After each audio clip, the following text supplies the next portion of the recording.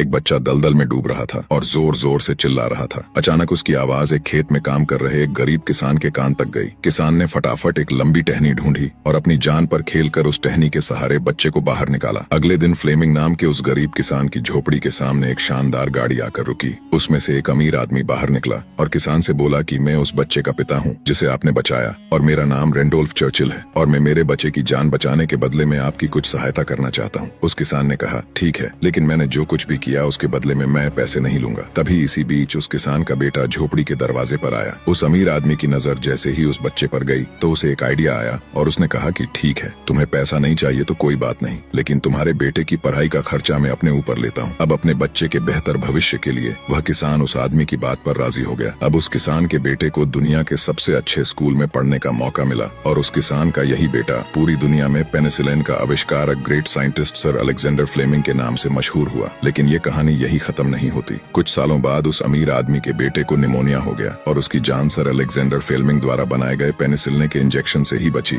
और उस अमीर आदमी के बेटे का नाम था विंस्टन चर्चिल, जो 2 बार ब्रिटेन के प्रधानमंत्री रहे। दोस्तों, शायद इसीलिए कहते हैं कि कर्म हमेशा घूम कर आते हैं। इसलिए हमेशा दूसरों का अच्छा करें ताकि आपके साथ भी हमेशा अच्छा हो।